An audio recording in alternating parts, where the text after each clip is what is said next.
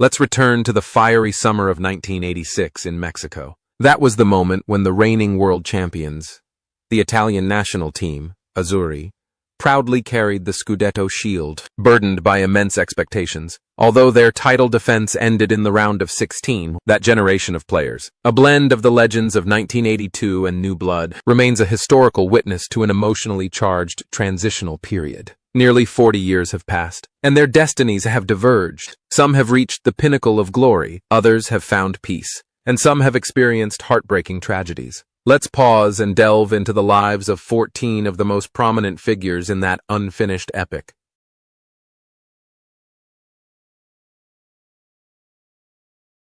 Alessandro Altobelli emerged as a single, brilliant beacon, a beacon of unwavering determination amidst the storm in the otherwise bleak and disjointed Italian team at the 1986 World Cup.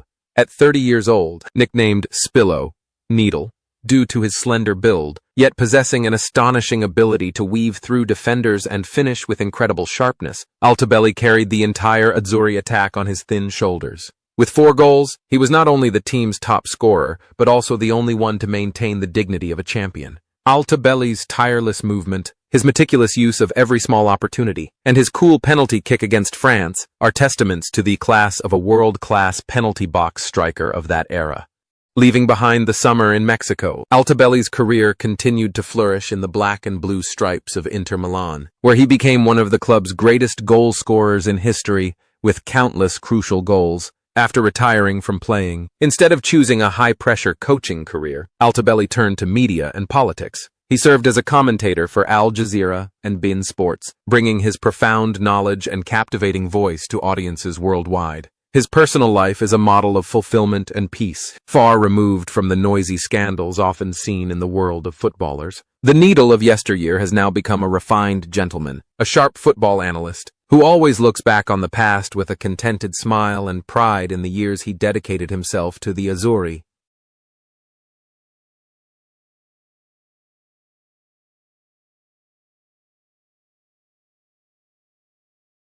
Antonio Cabrini arrived at Mexico '86 at the age of 28, at the peak of his career, carrying the reputation of one of the best left-backs in the history of world football. Nicknamed Bel Antonio, Handsome Antonio, for his charming looks that captivated millions of women, Cabrini was a true warrior on the pitch with tactical thinking ahead of his time. He pioneered the attacking fullback style of play, with his lightning-fast runs down the wing and perfectly placed crosses. Even though Italy didn't perform well in that tournament, Cabrini's class and leadership style remained a solid foundation. He was the perfect link between the defensive solidity of Catenaccio and the flair of modern attacking football.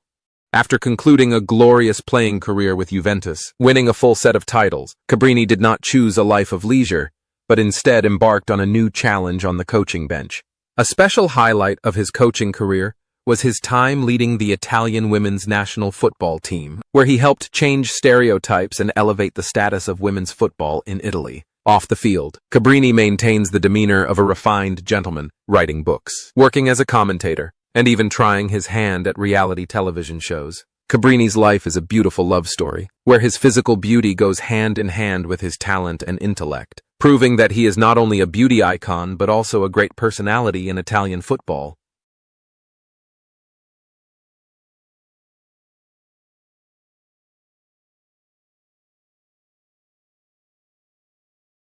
At the age of 28, Giovanni Galli bravely stepped up to take on the challenge of inheriting the #1 jersey and the responsibility of guarding the goal from the legendary Dino Zoff.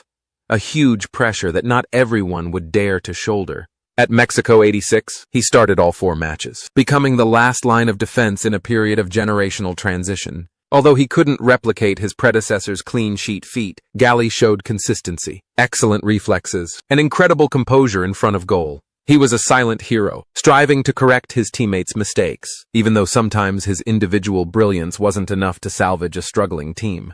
Galli's club career subsequently flourished as he became a reliable goalkeeper for the great AC Milan under Arrigo Sacchi, winning every major club title. However, Galli's personal life was marked by a terrible tragedy when his son, Niccolò, died in a car accident at the age of 17. The pain of losing his son completely changed his perspective on life. Galli abandoned top-level football to dedicate himself to politics and philanthropy, establishing a charity named after his son to help young people. He transformed his personal grief into motivation to contribute to the community, becoming a symbol of compassion. Today, Giovanni Galli is remembered not only as an outstanding goalkeeper, but also as a great father with a compassionate heart.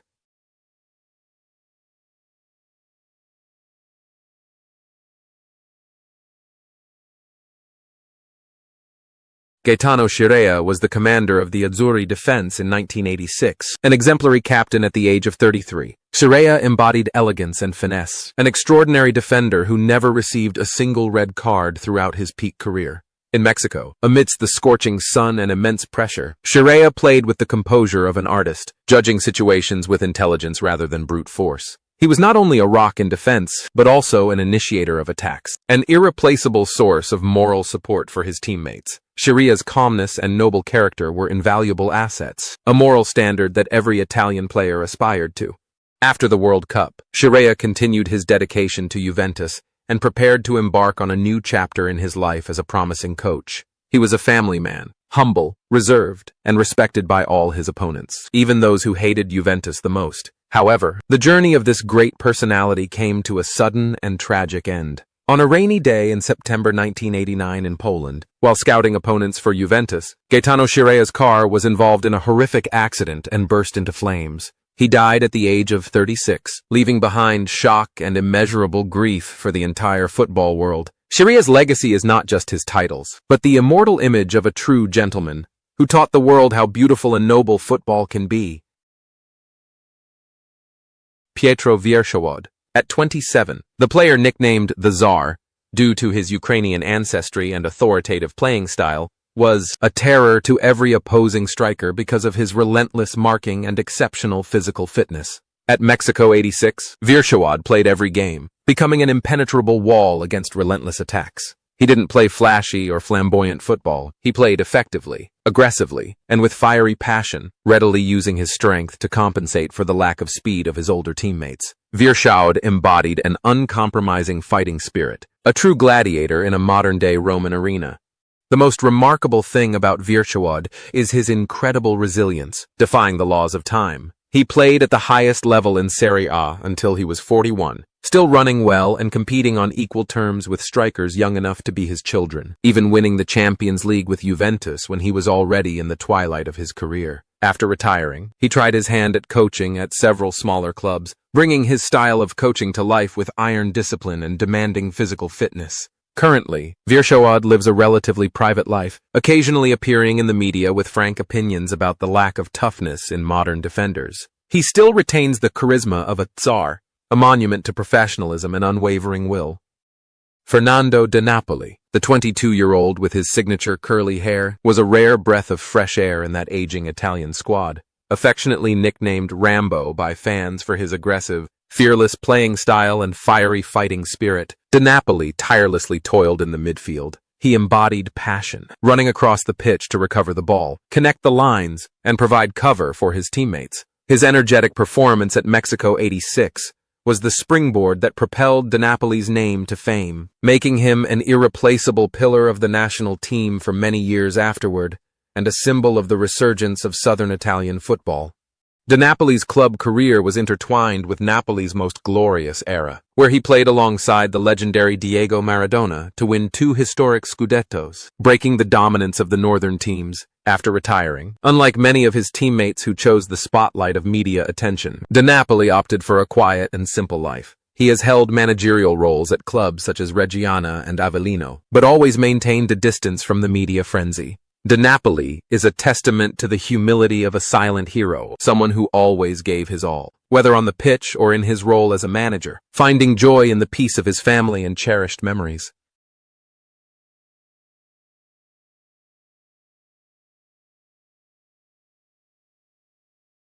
Salvatore Bagni, the 29-year-old midfielder, brought to Mexico 86 the ferocity, grit, and tenacious fighting spirit characteristic of Italian football. With his familiar image of socks always pulled low to his ankles, Bagni was the tempo setter, the defensive midfielder ready to charge into any hot spot on the field to contest the ball. Although his individual technique wasn't particularly flashy or refined, his diligence, ability to cover the entire field, and never give up spirit were key factors in Italy's control of the midfield against strong opponents. He was a hard-working laborer, accepting the quietest and most arduous tasks to clear the way and create space for the artists up front to shine.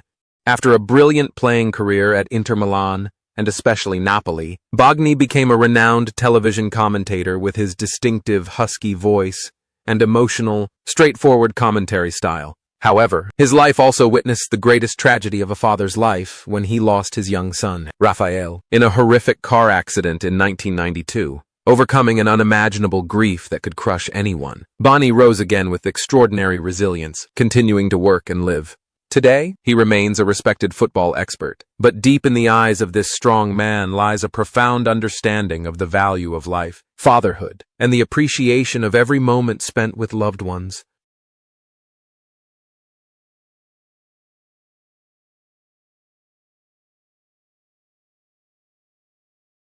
Giuseppe Galdaresi, affectionately known as Nanu due to his small stature, only about 170 meters tall, was a pleasant surprise from coach Enzo Berzot at the tournament. At 23 years old, he was trusted to start all 4 matches in attack alongside Altobelli, although he didn't score any goals in the tournament, and faced pressure from expectations to replace Paolo Rossi. Galdaresi's agility, flexible movement, and ability to disrupt opposing defenses created crucial tactical space. He represented the hope of young talent. While his performance wasn't as explosive as expected, he left a lasting impression of the tireless effort of a small player amidst a sea of tall defenders. Galdaresi's later career was a series of adventures across Italian clubs such as Milan, Lazio, Verona, Padova, and notably, a bold decision to play in the MLS in the United States for New England Revolution and Tampa Bay Mutiny when the league was still in its early stages. After retiring, he transitioned to coaching and commentary. Galdaresi always maintained an optimistic smile, a friendly demeanor, and a pure love for football. Currently, he remains closely involved with the sport as a coach in the lower leagues of Italy, diligently passing on his passion, experience, and enthusiasm to the younger generation of players, just as he once strived to establish himself.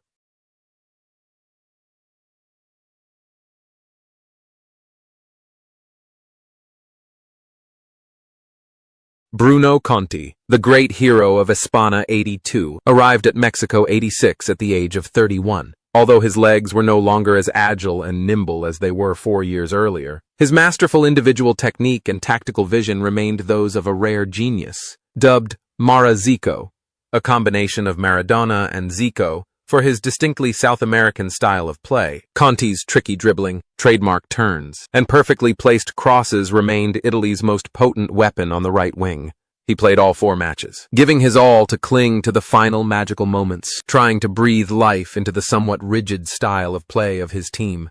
Bruno Conti dedicated his entire life and career to the maroon and gold colors of AS Roma. After retiring, he didn't leave the club but became the director of the youth academy, playing a major role in discovering, nurturing, and shaping the next legends of Rome, such as Francesco Totti and Daniele De Rossi. He lived a life of absolute respect in the capital, becoming a living symbol of unwavering loyalty. Today, Bruno Conti remains an inseparable part of AS Roma's history, enjoying a happy and fulfilling family life, and proudly watching his 2 sons follow in his footsteps as footballers.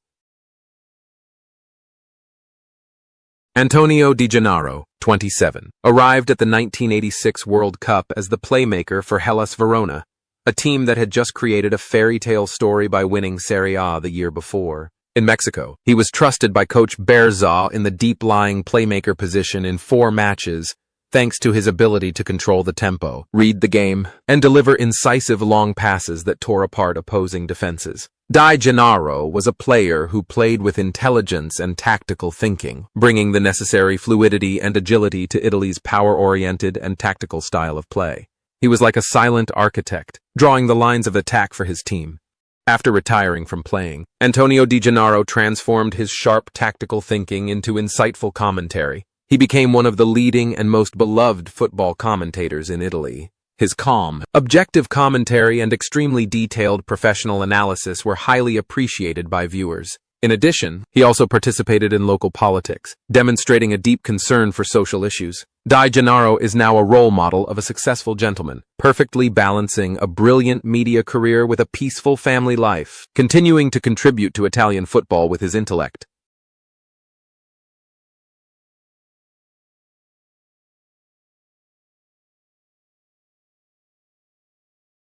Giuseppe Bergomi, nicknamed Lo Zio, Uncle, for his mature appearance and distinctive mustache since his youth, participated in the 1986 World Cup at the age of 22, but was already a seasoned veteran with the 1982 World Cup title under his belt. He played 3 matches in Mexico, demonstrating his reliability, tenacity, and renowned tackling ability. Bergomi was a symbol of absolute professionalism, a versatile defender who could play well in any position in the defense, from center-back to full-back, always completing his tasks with the highest level of reliability. His presence was a testament to the discipline and steely resolve of the Azzurri defense. Bergomi's entire illustrious career was dedicated solely to Inter Milan, wearing their black and blue striped jerseys, making him one of the greatest one-club men in the history of world football. After retiring, he became a main commentator for Sky Sport Italia. His deep, powerful voice has been associated with the big matches of Serie A and other major leagues for the past 2 decades. Bergomi is an ideal role model of loyalty and dedication that is increasingly lacking in modern football. He continues to work tirelessly with burning passion, serving as a shining example for young players to follow in terms of professional ethics and an undying love for the beautiful game.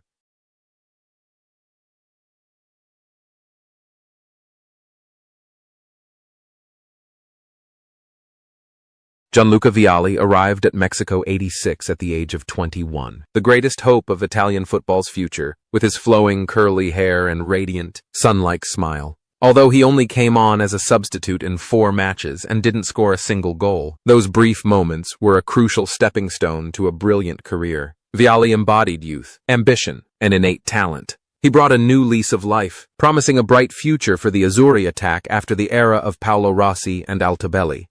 Vialli's career subsequently flourished with Sampdoria, where he and Mancini formed the legendary deadly duo, Juventus and Chelsea. After retiring, he became a beloved coach and commentator, appreciated for his intelligence, humor, and elegant style. The emotional peak came in 2021, when he and his close friend Roberto Mancini led Italy to victory in the European Championship. The image of the 2 men embracing and weeping on the Wembley pitch touched the hearts of the world. But behind that smile lay a silent and arduous battle with a vicious form of pancreatic cancer. Vialli fought with the spirit of a warrior until his last breath. On January 6, 2023, Gianluca Vialli passed away at the age of 58. His passing is a great loss, but his optimistic smile and courageous spirit will forever be a flame warming the hearts of fans.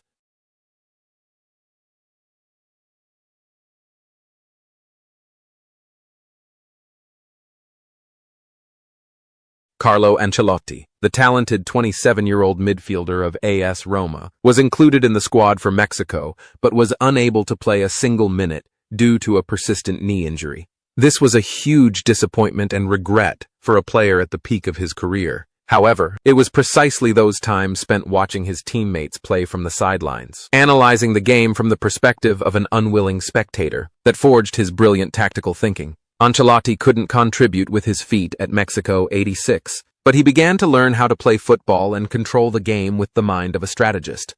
The rest, as they say, is history. Carlo Ancelotti became one of the greatest and most successful coaches of all time, the only one to win all 5 of Europe's top leagues and the most Champions League titles in history. He is respected and loved not only for his exceptional talent, but also for his calm, humane demeanor and superb personnel management skills. A true Don Carlo of world football. Currently, he remains at the pinnacle of his career with Real Madrid, continuing to conquer new records, a powerful testament to how a once unlucky player transformed adversity into a living legend on the coaching bench.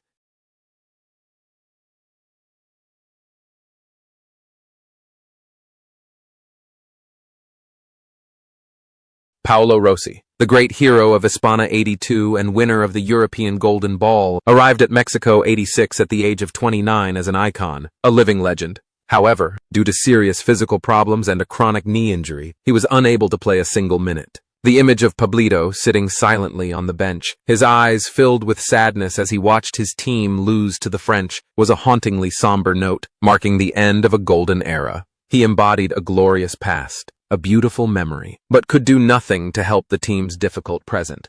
After the tournament, realizing his body could no longer compete at the highest level, Rossi soon decided to retire. He became a successful businessman in real estate and agriculture, and a beloved television commentator known for his gentle, down-to-earth nature and ever-present smile. Rossi's life was peaceful and happy with his wife and children on his farm in the picturesque Tuscany region, where he personally produced wine and olive oil. However, tragic news struck in the gloomy final days of 2020. On December 9, 2020, Paolo Rossi passed away at the age of 64 after a short battle with lung cancer. The passing of Pablito brought grief to the entire country of Italy and the football world, bidding farewell to an outstanding son who had once thrilled an entire nation, a man who wrote the most beautiful fairy tale in the history of Italian football in the summer of 1982.